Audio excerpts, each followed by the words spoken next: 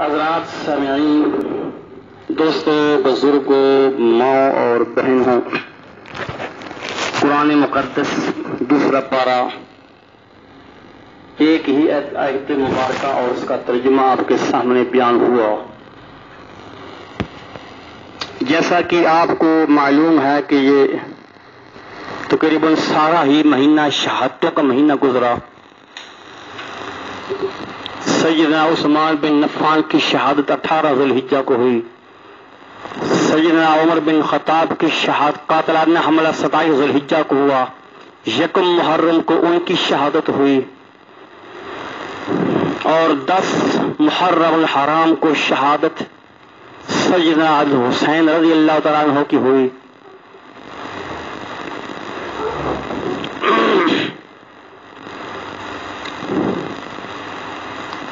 تو سیدنا حضرت حسین رضی اللہ تعالی عنہ کی شہادت کو لوگ عوام بھی اور خطیب حضرات بھی بڑا بڑھا چڑھا کر نہ جانے کیا کیا اس کو رنگ دے کر شہادت کو بیان کرتے ہیں، اور جو اصل حقائق ہیں، جو اصل حقیقت ہے، وہ نہیں بیان کرتے۔ یعنی تاریخی حوالے سے بیان کرتے ہیں، اور جو ان کے مخالفین تھے اور جو ان کے قاتلین تھے، انہی مخالفوں اور قاتلوں نے تاریخ بھی لکھی۔ خود ہی قاتل تھے، خود ہی مخالف تھے، تو قتل کر کے پورے خاندان کو ذبح کر کے تاریخ بھی خود لکھنے والے، جس طرح چاہا جو چاہا تاریخ میں لکھ دیا، کوئی پوچھنے والا نہیں تھا، کیونکہ یہ واقعہ نہ قرآن کے اندر ہے نہ حدیث کے اندر ہے۔ حدیث کے اندر تب ہوتا، یہ نبی پاک کی زندگی کے اندر یہ واقعہ پیش آتا۔ یہ واقعہ اللہ کی پیغمبر کی وفات کے 50 سال بعد واقعہ پیش آیا ہے۔ اللہ کی پاک پیغمبر کی وفات 10 ہجری کو ہے، یعنی آپ نے مدینہ میں آ کر 10 سال گزارے ہجرت کے بعد، اور یہ واقعہ پیش آیا 61 ہجری کو۔ تو گویا کہ 51 سال بعد، 51 سال اللہ کے پیغمبر کی وفات کے بعد یہ واقعہ پیش آیا، کربلا والا۔ تو حدیث کا تعلق اللہ کے نبی کی زندگی میں تھا، تو بعد میں جو بھی واقعات پیش ہوئے سارے تاریخی حوالے سے ہیں۔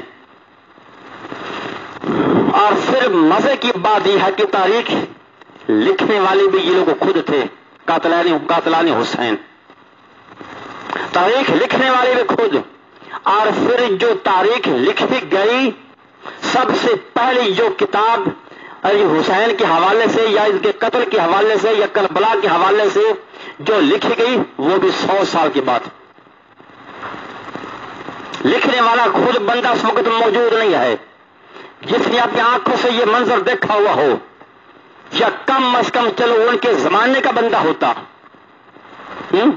تو سن کر پورے حقائق اس کے سامنے ہوتے، پھر کو لکھتا تو پھر بھی بات کچھ نہ کچھ حق ہوتی۔ تو 100 سال کے بعد یہ کتاب لکھی ابو مخنف لوط بن یحییٰ، شیعہ تھا، انہی کے جنہیں جو باپ دادا وہ پردادا جو تھے وہ قاتل حسین تھے۔ ایک باغی ٹولہ تھا، کوفہ کے اندر پیدا ہوا۔ شاید میں نے پہلے بھی آپ کے سامنے اس کا تذکرہ کیا، سیدنا عثمان بن عفان رضی اللہ تعالیٰ عنہ کی ان جو شہادت ہوئی، یہ ایک یہودیوں کا ایک ٹولہ تھا، عبداللہ بن سبا یہودی، شرارتی ذہن کا تھا، یمن کا رہنے والا تھا، پڑھا لکھا آدمی تھا، اور بڑا سیاسی یہ آدمی تھا، اور بڑا ذہین و فطین آدمی تھا۔ تو دراصل بات یہ ہے کہ یہ واقعہ جو پیش آیا حسین کی شہادت کا، یہ کیوں واقعہ پیش آیا؟ لوگ نہ جاننے کیا کہ اس کو رنگ دے کر بیان کرتے ہیں۔ اصل بات یہ ہے کہ جس وقت اللہ کی پاک پیغمبر مدینہ میں تشریف لائے، آپ کو معلوم ہے کہ اس مدینہ کی آبادی یہودیوں کی آبادی تھی، تقریباً سارا ہی مدینہ اس وقت یہودی وہاں آباد تھے، مدینے کے آس پاس بھی یہودی آباد تھے۔ خیبر کا زرخیز علاقہ، جہاں بہت سارے کھجوروں کے بغات تھے، فصلیں پیدا ہوتی تھیں، وہ یہودی وہاں قابض تھے۔ تو انہی یہودیوں میں سے کچھ لوگ مسلمان ہوئے، اوس اور خزرج قبیلے جو تھے مسلمان ہوئے. انہوں نے اللہ کی پیغمبر کو دعوت کی، یا رسول اللہ آپ یہاں ہمارے شہر میں آ جائیں. کفار مکہ آپ کو تنگ کرتے ہیں، آپ کے ساتھیوں کو تنگ کرتے ہیں، تو اللہ کے پاک پیغمبر نے ارادہ کیا تو آپ مکہ سے مدینہ چلے آئے. جو لوگ مسلمان ہوئے تھے سب یہودیوں میں سے، اور تو کوئی دوسری وہاں قومی بات نہیں تھی مدینہ کے اندر سبت. تو خیر مختصر الفاظ کے اندر بات یہ ہے کہ پھر آہستہ آہستہ مسلمانوں نے علاقے فتح کیے، اسلام پھیلتا چلا گیا، دائیں بائیں مشرق مغرب شمال جنوب اسلام کی روشنیاں پھیلتی چلی گئیں، کفر چھٹتا چلا گیا، اندھیرے کفر کے مٹتے چلے گئے، اسلام کی روشنی نور پھیلتا چلا گیا اور کفر کا دائرہ تنگ ہوتا چلا گیا، اسلام کا دائرہ وسیع تر وسیع ہوتا چلا گیا. اور حتیٰ کہ یہ یہودی اگرچہ ان کے باپ دادے سارے پیچھے اللہ کے نبی تھے علیہ السلام، لیکن اس حد تک یہ شرارتی ذہن کے یہ لوگ تھے کہ جنہوں نے اپنے باپ دادا کو بھی معاف نہ کیا. اللہ کا قرآن بیان کرتا کہ ان لوگوں نے یعنی بہت سارے نبیوں کی ایک پوری جماعت کو لوگوں نے شہید کیا.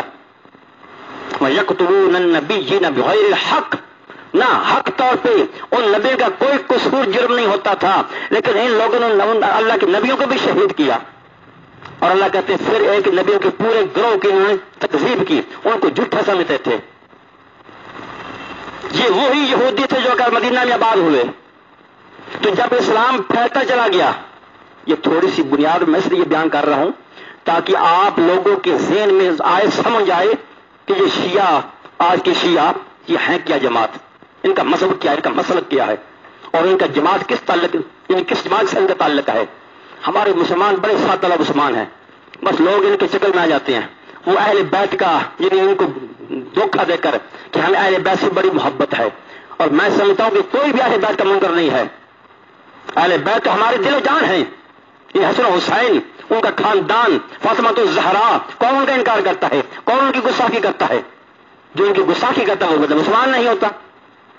اور یہ عوام کو دھوکہ یہ دیتے ہیں کہ یہ مسلمان، یہ دیوبندی فلاں فلاں یہ اہل بیت کو نہیں مانتے، ان کا انکار کرتے ہیں، ہم ان کے بڑے عاشق ہیں، بڑی اسے محبت کرتے ہیں. اس طریقے سے یہ لوگوں کو دھوکہ دے کر یہ اپنی جماعت میں لوگوں کو شریک کر لیتے ہیں، شامل کر لیتے ہیں.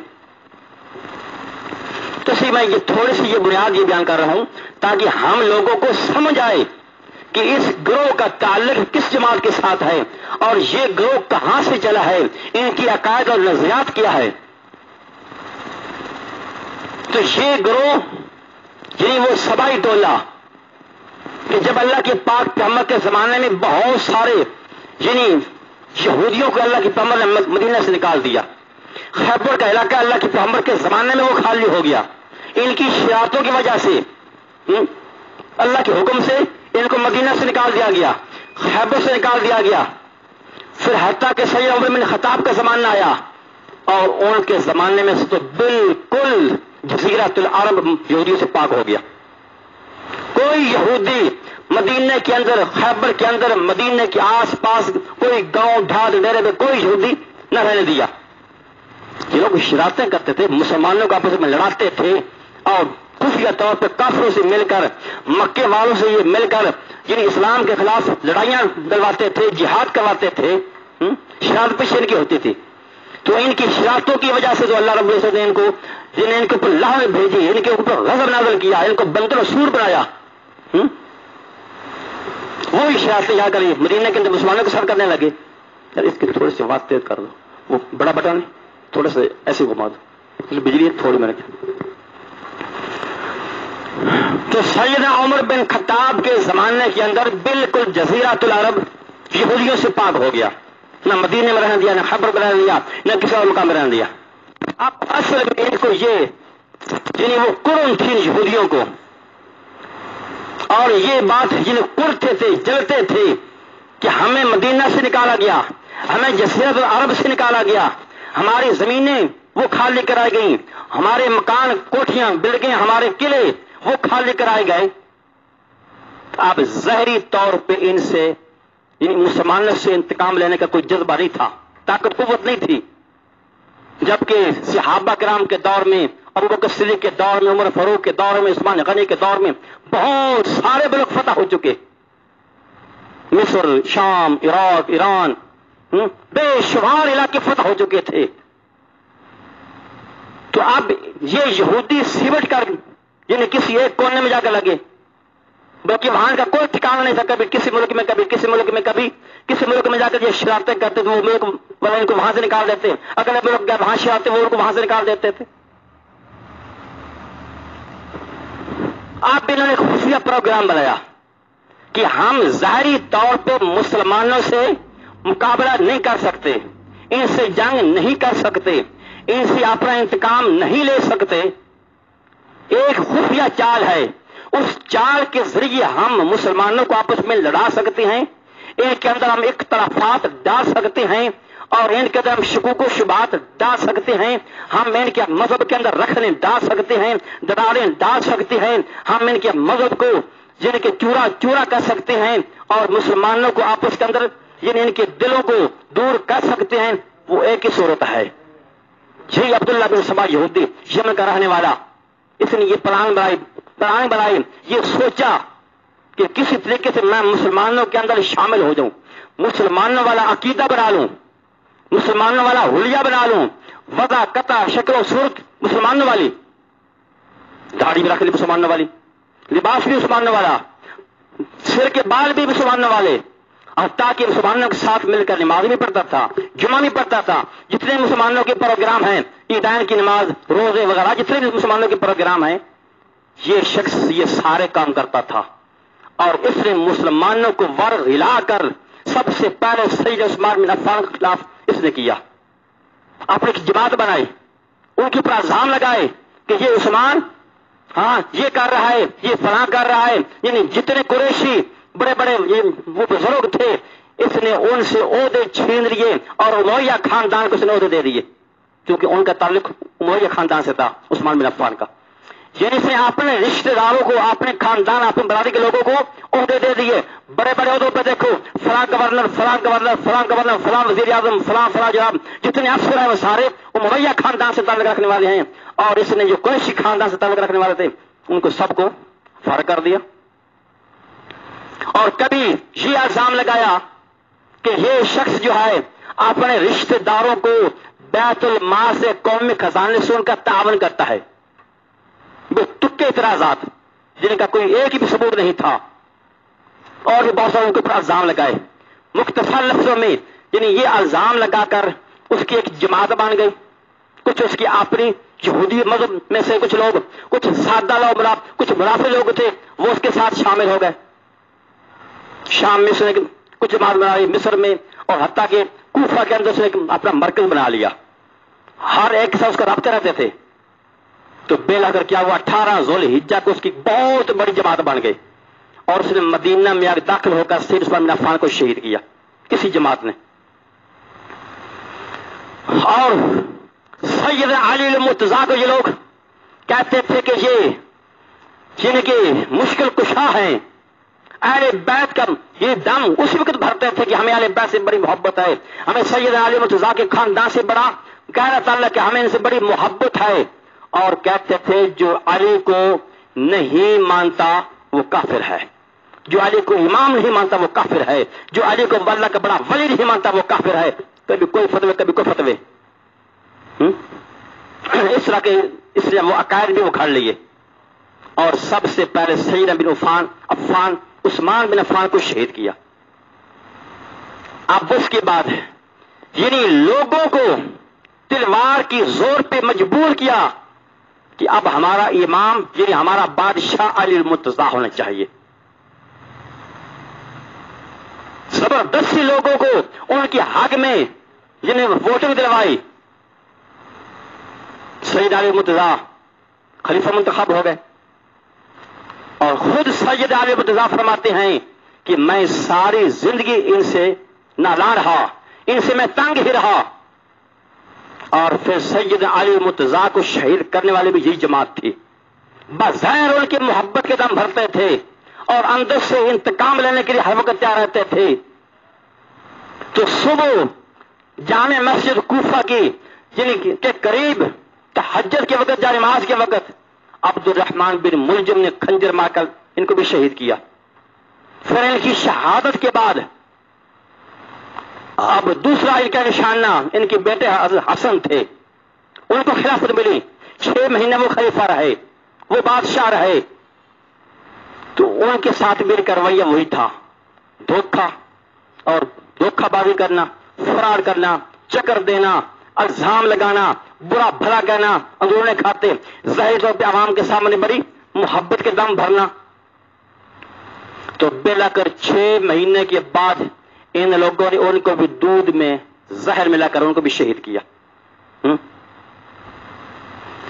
اب ان کا نشانہ وہ ان کے خاندان میں سے وہ ایک ہی بچہ حسین رضی اللہ تعالیٰ عنہ، یہ چھوٹے تھے. اب ان کا نشانہ، اب ان کی سوچ یہ تھی اب ہم ان کو اپنے چکر میں دوڑ کس طرح پھنسا سکتے ہیں. اب ان کا مرکز کوفہ میں تھا عراق کے اندر، وہاں یہ جماعت بہت بڑی جماعتیں بن چکی تھی. اب ان لوگوں نے تو حسین کو خطوط لکھنا شروع کر دیے، 1 2 4 لکھا تو بے شمار خط، بوریوں کی بوریاں خط بن گئی، اتنے خط لکھے. اور کئی ان کی جماعت کے بندے، کبھی 10 بندے، کبھی 20 بندے، 50 آدمی ان کے کوفے سے آتے اور سیدنا حسین سے جا کر ملاقاتیں کرتے اور ان کو جناب نہ جانے کیا کیا اپنے کوفہ بلانے کی ان کو ترغیبیں دیتے. اور الزام یہ لگایا کہ یزید کی حکومت ہے، یزید کی حکومت ہے، لہذا ہم اس کی حکومت کو نہیں مانتے.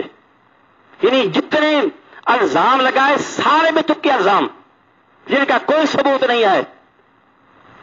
یزید کو انہوں نے بدنام کیا، شرابی ہے، بدکار ہے، کنجریاں نچواتا ہے، ننگے ڈانس کرواتا ہے، بد کردار ہو گیا ہے، بے دین ہو گیا ہے، تیرے نانے کا دین خطرے میں پڑ گیا، تیرے نانے نے بڑی محنت سے دین کو پھیلایا تھا، اب وہ دین مٹ رہا ہے، وہ باغی آدمی ہے کہ بد کردار آدمی ہے، لہذا ہم اس کی حکومت کو نہیں مانتے، نہیں تسلیم کرتے. بہت بڑی ہماری جماعت ہے کوفہ کے اندر، اگر آپ ہمارے ساتھ کوفہ میں چلیں، ہم آپ کی بات کرتے ہیں، ہم آپ کے حق میں ووٹ دیتے ہیں، آپ کی حامی لاتے ہیں، ہم آپ کو امیر اور وقت کا بادشاہ وہ منتخب کرتے ہیں. یہ چکر دیا، یہ دھوکہ دیا. حضرت حسین کی یزید سے کوئی لڑائی نہیں تھی، وہ دمشق میں تھے. یزید اس کا تخت دار و خلافہ وہ دمشق میں تھا، یہ مدینے میں تھے. ان کی آپس میں کوئی لڑائی نہیں تھی یزید کے ساتھ حضرت حسین کی. یہ ان کوفے کے شیعوں نے، سبائی ٹولے نے ان کو اس چکر میں پھنسایا کہ اب تو یہ کیسے ویسے کوفے آ نہیں سکتے. یہ دھوکہ دیا کہ دیکھو تمہارے باپ علی مرتضیٰ کا بھی دار و خلافہ کوفہ میں تھا، تمہارے بھائی حسن کا بھی دار و خلافہ کوفہ میں تھا، لہذا آؤ تم، اب یہ بد کردار آدمی کے حوالے حکومت آ گئی. اب سوال یہ ہے، حضرت حسین کے زمانے میں بہت سارے بڑے بڑے صحابہ بھی موجود تھے، عشرہ مبشرہ صحابہ بھی موجود تھے. یعنی وہ 10 صحابی جن کو اللہ کے پیغمبر نے اپنی زندگی میں جنتی ہونے کی بشارت دی. عشرہ 10 مبشرہ جنہیں جنت کی بشارت دی گئی. ابھی ان 10 صحابہ میں سے بھی ابھی کئی صحابی موجود تھے اور کئی بدری صحابہ بھی موجود تھے اور کئی وہ صحابہ بھی موجود تھے کہ جو بیعت رضوان میں یعنی شریک تھے. جب نبی پاک عمرہ کرنے گئے تھے، وہ مکے والوں نے روک دیا تھا، تو عثمان کو مکے والوں نے یعنی کہ دھوکہ دے کر شہید ہو گئے ہیں. پھر اللہ کے پاک پیغمبر نے وہ بیعت لی جس کو بیعت رضوان کہتے ہیں. اس میں جو صحابہ موجود تھے ان کو بیعت رضوان کہتے ہیں. وہ صحابہ موجود تھے، بڑے بڑے سے بھی صحابہ موجود تھے. اور حدیث کے اندر آتا ہے کہ اللہ کے پاک پیغمبر نے فرمایا کہ جو شخص برائی کو دیکھے اس کو اپنے ہاتھ سے روکے. اگر ہاتھ سے روکنے کی طاقت نہیں ہے تو زبان سے روکے. زبان سے نہیں روکتا، دل میں برائی کو برا سمجھے. فرمایا یہ ایمان کا سب سے ہلکا اور کمزور ترین درجہ ہے. تو سوال یہ ہے کہ جب صحابہ کرام اتنے موجود تھے جو قرآن و سنت کے پابند تھے، نعوذ باللہ کیا صحابہ یزید سے ڈر گئے تھے؟ یزید کو واضح نصیحت نہیں کر سکتے تھے؟ یزید کو بتا نہیں سکتے تھے، یزید کے دربار میں جا کر کہہ نہیں سکتے تھے کہ تو زانی ہو گیا، تو شرابی ہو گیا، تو بد کردار ہو گیا، ہمارے پیغمبر کا دین مٹ رہا ہے، تو دین مٹا رہا ہے، تو فحاشی پھیلا لگی ہے، یہ تو کیا کر رہا ہے؟ نعوذ باللہ، کیا صحابہ گونگے ہو گئے تھے؟ نہیں، ایسی بات نہیں ہے۔ صحابہ سے یہ بنا سوچ بھی نہیں سکتا کہ صحابہ برائی کو دیکھے تو خاموش ہو جائیں، ہو ہی نہیں سکتا۔ لیکن ان لوگوں نے، اس سبائی ٹولے نے یہ الزام لگائی یزید کے اوپر، حالانکہ نہ وہ شرابی تھا، نہ وہ زانی تھا، نہ بد کردار تھا، نہ کوئی ننگے وہ ڈانس کرتا تھا، نہ وہ بے نماز تھا، نہ وہ کوئی اور 51 52 53 ہجری میں، یعنی حضرت حسین کی شہادت سے 8 سال پہلے، 61 میں آپ کی شہادت ہوئی نا، 51 52 53 ہجری کے اندر یزید امیر حج رہا ہے۔ امیر حج رہنا کوئی آسان کام ہے؟ بیت اللہ کا خطیب ہو، لوگوں کو حج پڑھائے اور میدان افات میں جا کر خطبہ پڑھائے، یہ کوئی چھوٹا موٹا ہوتا ہے؟ 51 52 53 ہجری کے اندر بڑے بڑے صحابہ موجود تھے، کیا نعوذ باللہ وہ گونگے ہو گئے تھے کہ یزید تو شرابی کبابی ہے، ہم نہیں تیرے پیچھے حج پڑیں گے، ہم کیوں اپنا حج ضائع کریں؟ یہ ایسی بات نہیں تھی، اس میں یہ خامیاں نہیں تھی، اس سبائی ٹولے نے ان کو بدنام کیا۔ تو صحابہ کرام نے 51 52 53 ہجری کے اندر 3 سال لگاتار یزید کے پیچھے حج پڑا۔ کسی ایک صحابی نے بھی نہیں کہا، کسی کتاب سے یعنی یہ مولوی خطیب نہیں ثابت کر سکتے کہ ان 3 سالوں کے اندر کسی صحابی نے اعتراف کیا ہو، کسی صحابی نے یہ اعتراض اٹھایا ہو کہ یزید تو ٹھیک ہے وقت کا بادشاہ ضرور ہے پر تو شرابی کبابی ہے، ہمارا حج تیرے پیچھے نہیں ہوتا، ہم کیوں پڑے؟ کسی ایک بھی کتاب سے یہ ثابت کر کے دکھا سکتے۔ اگر واقعی وہ ایسا تھا تو صحابہ کرام اس کے پیچھے حج نہ پڑتے۔ اور پھر بخاری شریف کی حدیث ہے، اللہ کے پاک پہ ہمیں پایا اول جیش من امتی یغزون البحر فقد اوجبوا، یہ بخاری شریف کی حدیث وہ الفاظ ہیں۔ اللہ کے پاک پیغمبر صلی اللہ علیہ وسلم نے فرمایا میری امت میں سے، میری امت کا پہلا گروہ جو دریا پار کر کے قسطنطنیہ کے علاقے میں جا کر جہاد کرے گا، اول جیش من امتی یغزون البحر، فرما کے دریا پار کر کے دوسرے کنارے جا کر قسطنطنیہ کے ساتھ، فرما کے جو میری جماعت کا بندہ، جو میری جماعت کے فوجی مجاہدین فرما کے جہاد کریں گے، فقط اوجبوا، میں اللہ کا پیغمبر کہتا ہوں ان کے لیے جنت واجب۔ تو سب سے پہلے قسطنطنیہ میں جہاد لڑنے والے امیر معاویہ رضی اللہ تعالیٰ عنہ، انہوں نے کشتیاں بنائی، جہاز بنائے، ایک دستہ، ایک جماعت مجاہدین کی فوجیوں کی جماعت قسطنطنیہ میں بھیجی۔ تو یہ سب سے پہلا حملہ کرنے والا قسطنطنیہ پہ امیر معاویہ ہیں رضی اللہ تعالیٰ عنہ۔ اور اس جماعت کا، اس مجاہدین کا سپہ سالار اپنے بیٹے یزید کو بنایا، وہ بھی جہاد میں شریک تھے۔ پھر اس لحاظ سے تو یزید جنتی ہونے کا مستحق ہے، حدیث کی بخاری کی حدیث ہے، ضعیف بھی نہیں ہے۔ اور امیر معاویہ نے اپنے بیٹے یزید کو اس جماعت کا، لشکر کا امیر، یہ سپہ سالار، کمانڈر بنا کر بھیجا، قسطنطنیہ میں جا کر حملہ کیا۔ اور اس جماعت کے اندر، ان مجاہدین کے اندر بڑے بڑے صحابہ موجود تھے، عبداللہ ابن عمر بھی موجود تھے، عبداللہ ابن عباس بھی موجود تھے، حسن حسین بھی موجود تھے، آپ کی جن کی سپہ سالاری میں آپ کے کمانڈر میں رہ کر جہاد لڑتے رہے۔ ابو ایوب انصاری صحابی بھی موجود جو میزبان رسول ہیں۔ اللہ کے پاک پیغمبر جب مکہ سے مدینہ آئے تھے، ابو ایوب انصاری آپ کے میزبان بنے تھے، پورا ایک مہینہ اللہ کے پاک پیغمبر ابو ایوب انصاری کے اوپر والے رہائش میں رہے، آپ کے میزبان تھے۔ وہ ابو ایوب انصاری تقریباً 70-80 سال کے صحابی رسول، وہ بھی اس جہاد میں شریک ہیں۔ اور اپنے ساتھیوں کو کہتے ہیں کہ دیکھو جب میری شہادت ہو جائے، جب میری شہادت ہو جائے تو میرا جنازہ ہماری جماعت کا سپہ سالار یزید بن معاویہ پڑھائے۔ جنازہ انہوں نے پڑھایا، حسن حسین نے ان کے پیچھے جنازہ پڑھا، بڑے بڑے کبار صحابہ والوں کے پیچھے جنازہ پڑھا۔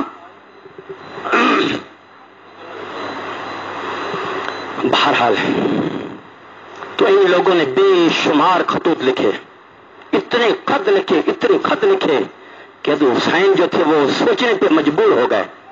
کئی بندے، کئی جماعتیں، 10 بندے، 20 بندے، 40 بندے، 50، 60 بندے کوفہ سے آ کر مدینہ آتے۔ پھر حضرت حسین مدینہ سے مکہ چلے گئے کچھ صلاح مشورہ کرنے کے لیے، اور اس وقت کئی بڑے بڑے صحابہ موجود تھے۔ انہوں نے روکا۔ حضرت حسین رضی اللہ تعالی عنہ نے کہا کہ چلو میں ذرا جائزہ لیتا ہوں، کوفہ جا کر ان لوگوں کی سوچ کیا ہے، بڑی محبت کے یہ لوگ دم بھرتے ہیں، میں ذرا جا کر ان سے جائزہ لیتا ہوں، معلوم کرتا ہوں کیا یہ لوگ واقعی میرے حق میں ہیں یا میرے خلاف ہیں۔ بڑے بڑے صحابہ موجود تھے، انہوں نے حضرت حسین کو روکا، بڑا سمجھایا، عبداللہ بن عباس نے بھی سمجھایا، عبداللہ بن عمر نے بھی سمجھایا، حضرت حسین کے بھائی محمد بن حنفیہ جو کہ ان کی دوسری ماں سے بیٹے ہیں، ستیلے بھائی ہیں، انہوں نے بھی بڑا سمجھایا کہ بھائی یہ قدم نہ اٹھانا، کوفہ نہ جانا، کوفے کے لوگ بڑے غدار لوگ ہیں، بڑے دھوکے باز لوگ ہیں، بڑے چکر باز لوگ ہیں، تمہیں معلوم ہے کہ ہمارے باپ علی کو شہید کرنے والے سبائی ٹولہ، ہمارے بڑے بھائی حسن کو شہید کرنے والا سبائی ٹولہ، اب تم کس سوچ سے، کس نظریے سے وہاں جا رہے ہو؟ بڑا سمجھایا، حتیٰ کہ عبداللہ ابن عمر نے ان کے گھوڑے کی لگام بھی پکڑ کر کھینچ کے نہیں جانے دوں گا۔ وہ 60 آدمی وہاں سے بھی آئے ہوئے تھے، کوفہ سے بھی، سبائی ٹولے کے، ان کو لینے کے لیے۔ تو حضرت حسین رضی اللہ تعالیٰ عنہ نے حالات کا جائزہ لینے کے لیے اپنے چچا کے بیٹے مسلم بن عقیل کو پہلے وہاں بھیجا کوفہ میں کہ تم جاؤ ذرا وہاں جا کر کچھ حالات کا جائزہ لو، کیا یہ لوگ واقعی ہمارے حق میں ہیں، ان کو ہم سے محبت ہے یا ہمارے خلاف ہیں؟ مسلم بن عقیل کو بھیجا، وہاں گئے تو ان لوگوں نے شہر سے نکل کر بڑا ان کا استقبال کیا، 60,000 آدمی نکل آئے، بڑا ان کا استقبال کیا، بڑی محبت کا اظہار کیا، اور بڑا ان کو یقین دلوایا کہ ہم تمہارے ساتھ ہیں، یہ یزید کی حکومت ٹھیک نہیں ہے، اس کا کردار ٹھیک نہیں ہے، لہذا ہم اس کی حکومت کو تسلیم نہیں کرتے، ہم چاہتے کہ ہم کوئی نئی حکومت بنائے، کوئی اپنا نیا امیر بنائے، کوئی اپنا نیا بادشاہ بنائے، تو ہماری سوچ میں ہے تو حسین ہی اس کے لیے بہتر ہے۔ اگر وہ یہاں آ جائے ہمارے پاس، 60,000 تو ہم ہیں، اس کے علاوہ ہمارے ابھی بہت بڑے حامی ہیں، تو ہم سارے کے سارے ان کے حق میں ووٹ دیں گے، وہ ہمارے امیر اور بادشاہ ہوں گے، پھر ان کے نانے کا دین بچ جائے گا، ان کا نانے کا دین بڑا خطرے کے اندر ہے۔ 60 آدمی کوفہ سے بھی آئے، کئی خط بھی لکھے، تو حضرت حسین نے جب ان کے بھائی کو وہاں بھیجا، چچا کے بیٹے کو، مسلم بن عقیل کو، انہوں نے واقعی جب حالات دیکھے، حالات بڑے درست ہیں، لوگ بڑی محبت کرتے ہیں، بڑی چاہت کرتے ہیں، تو انہوں نے ایک 10 خط لکھا اپنے بھائی کو، حسین کو، کہ یہاں کے حالات بڑے اچھے ہیں، بڑے لوگ محبت کر رہے ہیں، بڑی چاہت سے ملتے ہیں، یہ خط لکھ دیا۔ خط لکھ کر جب خط روانہ کر دیا، اس کے بعد کچھ حکومت کو پتا چلا کہ یہاں کچھ باغی لوگ بھی ہمارے علاقے کے اندر جو حکومت کی بغاوت کر رہے ہیں، حکومت کے خلاف ہیں۔ ادھر سے اعلان ہو گیا کہ جو لوگ حکومت کے باغی ہیں ان کو پکڑ کے جیل تھانے میں بند کر لو۔ اعلان ہوتا چلا گیا، یہ لوگ رفو چکر ہو گئے، یہ سارے جو پہلے حکومت کے باغی تھے سبائی ٹولہ، یہ حکومت کے ساتھ مل گیا، ان کا ہم تو کوئی باغی نہیں، ہم تو حکومت کے ساتھ ہیں، اور مسلم بن عقیل کو اکیلے چھوڑ دیا، اور ایشو یہ کیا کہ یہ جناب مکہ سے آیا مسلم بن عقیل، یہ نئی حکومت بنانا چاہتا ہے، یہ کوئی نیا امیر بنانا چاہتا ہے، یہ حکومت کا باغی ہے، ان کو پکڑوا دیا، ان کو شہید کروا دیا۔ بلکہ ان کو شہادت سے پہلے انہوں نے پھر دوبارہ کا خط لکھا. تو حسین کو اپنے بھائی کو خط لکھا, بھائی حسین ادھر نانا, یہ لوگ بڑے باغی ہیں. پہلے جب میں واقعی انہوں نے بڑی محبت کا اظہار کیا, بڑی چاہت کا اظہار کیا, لیکن اب یہ لوگ میرے خلاف ہو گئے. یہ حکومت کے خود باغی ہیں, اب حکومت کے ساتھ مل گئے ہیں, مجھے میرے شہید کے پروگرام بنا رہے ہیں, مجھے گرفتار کرنے کے یہ پروگرام بنا رہے ہیں. یہ بڑے دھوکے باز لگے, بڑے دگا باز لگے, بڑے چکر باز ہیں, ادھر آنے کا سوچنا بھی نہیں. یہ دوبارہ خط لکھا. تو حضرت حسین اس وقت مکہ سے نکل چکے تھے, کئی راستے میں تھے. جب یہ خط ملا دوبارہ, جب خط پڑھا تو اپنے بھائی کی شہادت کا پتہ چلا کہ مسلم بن عقیل کو لوگوں نے شہید کر دیا. خط پڑھ کر سوچے بچار میں بیٹھ گئے. اب نہ آگے جانے والے نہ پیچھے جانے والے. وہ 7 آدمی کوفے کے سبائی ٹولے کے بھی ساتھ تھے, اپنے خاندان کے بھی ساتھ تھے, بیوی بچے بھی ساتھ تھے, اپنے چچے کی اولاد بھی, کزن وغیرہ وہ بھی ساتھ تھے, یعنی مسلم بن عقیل کے بھائی وغیرہ وہ بھی ساتھ تھے. اب جب خط پڑا تو سوچو بچار میں پڑ گیا, اب کیا کریں. ارادہ ترک کر دیا, واپس جاتا ہوں. لیکن اب مسئلہ یہ بنا کہ انہوں نے کہا کہ خاندان کے لوگوں نے کہ جنہوں نے ہمارے بھائی مسلم بن عقیل کو شہید کیا ہے ان کا تو خون ضائع گیا, خون ضائع گیا, ہم ان کا انتقام لے کے واپس آئیں گے. اب ان خاندان کے لوگوں نے, مسلم بن عقیل کے بھائیوں نے مجبور کیا تو حسین کو کہ ہم اپنے بھائی کا انتقام لے کر آئیں گے. وہ 60 آدمی تھے, وہ بھی ساتھ آگے جانے کی کوشش کر رہے تھے. تو کسی بھی تقریر کے اندر, کسی بھی بیان کے اندر حضرت حسین نے یہ نہیں کہا کہ میں یزید کے خلاف جا کر احتجاج کر رہا ہوں. یزید زانی ہو گیا ہے, بد کردار ہو گیا ہے, شرابی کبابی ہو گیا ہے, اس کی حکومت درست نہیں ہے, میں اس کی حکومت کا تختہ الٹنے جا رہا ہوں. کسی بھی تقریر میں جو ان کے الفاظ نہیں ملتے, کوئی مولوی ثابت کر کے دکھا دے. اب یہاں سے جو حسین جو نکلے تھے, اب تو وہ اپنے بھائی کا وہ انتقام لینے کے جب بعد میں سفر کر لیا تھا.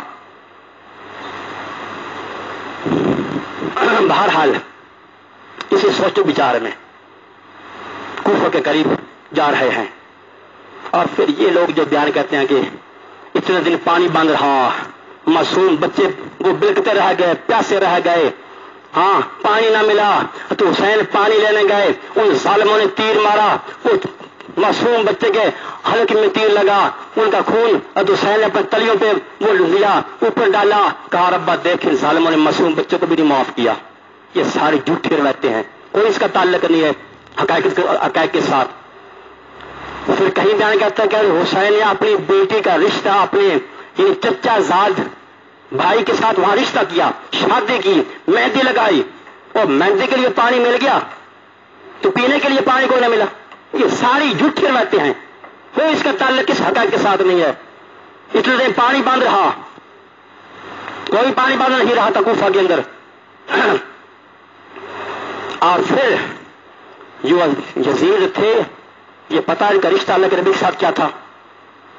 امیر معاویہ کی بہن ام حبیبہ نبی پاک کے گھر میں تھی, یزید کے پھوپھا لگتے تھے اللہ کے پاک محمد صلی اللہ علیہ وسلم. پھر یزید کے گھر میں حضرت حسین کے چچا کی بیٹے کی بیٹی عبداللہ بن جعفر, ان کی بیٹی یزید کے گھر میں تھی. اتنا گہرا رشتہ تھا. پھر کیا یزید نے یہ حکم دینا تھا حضرت حسین کی شہادت کا, ان کو قتل کرنے کا. یہ سارا دکھ فراڈ ان لوگوں نے سبائی ٹولے نے کیا ہوا ہے, ان کو بدنام کیا ہوا ہے اور عوام کو دھوکہ دیتے ہیں.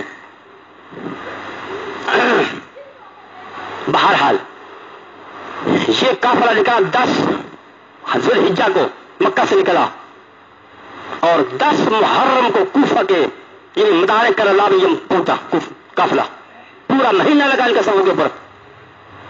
10 محرم کو صبح کے وقت یہ حسینی قافلہ وہاں پہنچا, خیمے لگائے, گرمی تھی, دھوپ تھی وہاں, جنگل بیابان کا علاقہ. اب جب حضرت حسین کے تیور دیکھے, ان کا چہرہ پڑا کہ یہ لوگ میرے مخالف ہو گئے, جنہوں نے مجھے خط لکھ کر مجھے یہاں بلایا ہے, بڑی محبت کا مجھے وہ جنہیں کہ وہ یقین دلایا ہے, بڑی اپنی چاہت کا ثبوت دیا ہے, اب تو یہ لوگ میرے مخالف ہو گئے، اب ان کی تلواریں میرے خلاف نکل پڑی. تو حضرت حسین نے 3 شرطیں ان کے سامنے رکھی. کہ یا تو مجھے واپس جانے دو مکہ جہاں سے میں آیا ہوں، یا پھر مجھے کسی اسلامی سرحد کے اوپر جانے دو تاکہ میں کفر کے ساتھ جا کر جہاد کروں، یا پھر مجھے خود دمشق جانے دو، میں یزید کے ساتھ خود کو بات کر لیتا ہوں. اگر واقعی وہ جہاد کرنے نکلے تھے تو پھر واپس آنے کا ارادہ نہیں کرتا کہ جہاد سے سامنے موت نظر آ رہی کہ میں واپس چلا جاؤں. مجاہد آدمی کبھی بھی جانے جہاد سے نہیں بھاگ سکتا. یہ 3 شرطیں یہ معتبر کتابوں کے اندر منقول ہیں، لیکن ان لوگوں نے کوئی ایک بھی شرط قبول نہ کی، نہ واپس مکے جانے دیا، نہ دمشق جانے دیا، نہ اسلامی سرحد کے اوپر جانے دیا. اور ان کو پتا تھا کہ تو حسین اگر دمشق چلے گئے، یزید کے پاس پہنچ گئے، ہماری ساری راز کی باتیں کھل جائیں گی کہ ہم خود حکومت کے باغی ہیں، ہم تو پھانسی کے اوپر لٹکائے جائیں گے. اب انہوں نے سوچا کہ یہ پروگرام لمبا نہیں ہونا چاہیے، 10 پروگرام کو نپٹاؤ. صبح 10 محرم کو یہ قافلہ وہاں پہنچا اور عصر کے وقت ان کو شہید بھی کر دیا. تو پانی کہاں بند ہوا؟ انہوں نے بیٹیوں کی شادیاں وہاں کہاں کی؟ یہ سب غلط اور جھوٹے رہتے ہیں جو جن کی بہت تاریخی باتیں جو یہ لوگ بیان کرتے ہیں. اور میں نے پہلے عرض کیا تھا کہ یہ تاریخی واقعہ ہے، نہ قرآن میں ہے نہ حدیث میں ہے، اور اللہ کے پاک پیغمبر کی وفات کے 50 سال بعد یہ واقعہ پیش آیا ہے. 61 ہجری کو یہ واقعہ پیش آیا ہے. اور تاریخ لکھنے والا یعنی سبائی ٹولے کا ابو مخنف یحییٰ بن لوط یا لوط بن یحییٰ وہ تاریخ لکھنے والا ہے 100 سال کے بعد. تو تاریخ میں جو چاہے لکھ ڈالے، جو چاہے وہ بیان کرتا رہے. بہرحال اس طریقے سے حسین کی شہادت بڑی افسوسناک شہادت ہوئی. شہید کر دیا، جتنے مرد تھے شہید کر دیا، بس کچھ عورتیں بچے عورتوں کی بھی حرمتیں کی، ان کے خیموں کو آگ لگا دی. آگ اس لیے لگائی کہ جو خطوط ساتھ لے کر آئے تھے بورے کی بوریاں خط کی تھی، اگر یہ خط بچ گئے تو تب بھی ہمارا راز کھل جائے گا، لہذا خیموں کو آگ لگاؤ تاکہ یہ خطوط بھی جل جائیں، یہ بھی سڑ جائیں اور ہماری کوئی راز کی بات وہ باقی نہ بچے. تو اس طریقے سے تو حسین کو ان لوگوں نے شہید کیا. سبائی ٹولے نے شہید کرنے کے بعد پھر ماتم بھی خود کیا، روئی بھی خود، روئی پیٹے بھی خود، اور اس وقت سے لے کر آج تک یہ ماتم آ رہا ہے. تو اصل حقیقت میں دوستو یہ ہے ان کی شہادت کا واقعہ. باقی لمبی چوڑی ادھر ادھر کے واقعات، جھوٹ من گھڑت ضعیف موضوع، وہ ساری باتیں بیان کر کے لوگوں کا اس طرح ذہن خراب کر دیا ہے. لوگ سمجھتے کہ ہمیں سمجھ نہیں آ رہے کہ یہ گروہ کیسا گروہ ہے. تو میرے دوست عزیزو، ان دنوں کے اندر حسین کی نام کی جو سبیلیں لگتی ہیں، کوئی ان کا پینا جائز نہیں ہے. کہیں دودھ کی سبیلیں ہیں، کہیں پانی کی سبیلیں لگ رہی ہیں، کوئی ان کا پینا جائز نہیں ہے. حسین کے نام کی وہ نیاز ہوتی ہے، اور غیر اللہ کی نیاز قرآن سے ثابت ہے حرام ہے. انما حرم علیکم المیتۃ والدم ولحم الخنزیر وما اہل به لغیر اللہ. غیر اللہ کی نیاز چاہے نبی کی نام کی ہو، چاہے شہید کی نام کی ہو، چاہے کسی پیر کی نام کی ہو، چاہے کسی کوئی فقیر عالم کے نام کی ہو، غیر اللہ کی نیاز بہرحال ہر صورت کے اندر حرام ہے، ناجائز ہے. تو ان دنوں کے اندر جتنی سبیلیں، جتنی دیگیں پکتی ہیں، جتنے چاول پکتے ہیں، جتنی ونڈی ولائے لوگ چیزیں تقسیم کرتے ہیں، سب حسین کے نام کی ہوتی ہیں. لیکن کوئی مسلمان سوچتا نہیں ہے، کھا پی جاتا ہے، روڑ جاتا ہے، مچھے مروڑتا کھا پی کے. ہاں کہتے ثواب ہی تو ہوگا نا، اور کیا ہوگا؟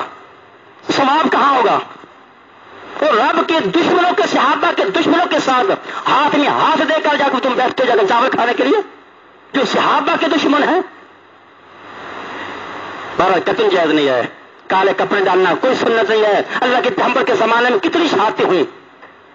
سید عثمان بن عفان بڑی بے دردی سے شہید کیے گئے، 40 دن پانی بند کیا گیا، مسجد اپنے گھر کے اندر ان کو محصور کیا گیا، 40 دن بھوکا پیاسا رکھ کر شہید کیا گیا. لیکن کسی صحابی نے ماتم نہیں کیا، کسی صحابی نے کالے کپڑے نہیں پہنے. سید الشہداء حضرت حمزہ رضی اللہ تعالیٰ عنہ جنگ کی عہد کے اندر بڑی بدلتے سے شہید کیے گئے. آپ کی ناک کاٹی گئی, آپ کا پیٹ چاک کیا گیا, کان کاٹے گئے, آنکھیں نکالی گئی, انگلیاں کاٹی گئی. اللہ کے پیغمبر نے کوئی ماتم نہیں کیا. کوئی اللہ کے پیغمبر نے کالے کپڑے نہیں پہنے, کوئی اللہ کے پیغمبر نے وہ کڑے نہیں پہنے, کوئی اللہ کے پیغمبر نے پاؤں ننگے کر کے جوتا اتار کے نہیں چلے. یہ سب روایتیں ہیں میرے دوستو عزیزو, یہ سب بے دینی کی باتیں ہیں. یہ دین نہیں ہے, یہ اسلام نہیں ہے. دین وہی ہے, اسلام وہی جو اللہ کے پیغمبر کے زمانے میں دین تھا. اس کے بعد کا دین وہ دین نہیں ہوتا, وہ سب خرافات ہوتا ہے. اس لیے ہمیں مسلمانوں کو ان عقائد سے, ان نظریات سے بچنا چاہیے.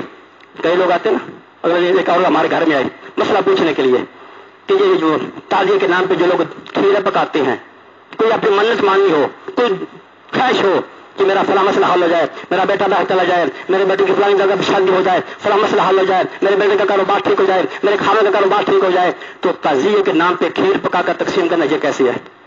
یہ ہے مسلمانوں کا حال. اندازہ کرو بھائی, تم نے کوئی نیاز پکانی ہے تو اللہ کے نام پہ نیاز پکا لو. تمہارا اللہ کے نام پہ ضرور تم نے نیاز پکا کر تقسیم کر کے جا کے اپنے کاروبار چمکانے ہیں. اسی میں دوستوں ہوشیار ہو کر رہنا چاہیے. ہمیں سمجھنا چاہیے قرآن کیا ہے, حدیث کیا ہے, اصل دین کیا ہے, اصل اسلام کیا ہے, اصل حقائق کیا ہے, اور بے دینی کیا ہے, خرافات کیا ہے, اور غلط نظریات کیا ہے, غلط عقائد کیا ہے. لیکن ہم مسلمان اتنے جن کے سے دور ہیں اسلام سے کہ ہم قرآن اور حدیث کا نظریہ, عقیدہ, عمل بھی نہیں سمجھ سکتے. ہر للو پنجو کی بات مان لیتے ہیں, نہیں مانتے تو قرآن کی نہیں مانتے, نہیں مانتے تو حدیث کی نہیں مانتے, نہیں مانتے تو صحیح بات نہیں مانتے, غلط بات اور من گھڑت مزو ساری باتیں مان لیتے ہیں. اس کے اوپر ہمارا یقین بن جاتا ہے. ایک عالم دین جس کے پیچھے نمازیں ہو جاتی ہیں وہ بیان کرے, اس کی باتوں کے اوپر یقین آتا. کوئی جب للو پنجو پیر ملنگ باتیں کرے, ان کی باتوں کے اوپر بڑا یقین آ جاتا عوام کو. وہ جو باہر پیر صاحب کہہ رہے ہیں وہ بالکل حق اور سچ کہہ رہے ہیں. بھائی سوچنے کی باتیں ہیں, ذرا سوچو, کیا یہ دین اللہ کے پیغمبر میں تھا؟ پیغمبر کی زندگی میں یہ دین تھا؟ صحابہ کی زندگی میں یہ دین تھا؟ پیغمبر صحابہ کے دور میں اس طرح کے ماتم ہوئے؟ صحابہ کے دور میں اس طرح کے یہ نظریات اور عقائد تھے؟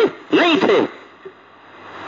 اس لیے ایسی چیزوں سے, بے دینی سے اور خرافات سے ہمیں بچنا چاہیے. اللہ سے دعا کہ ہم سب کو ان کے باتوں پہ عمل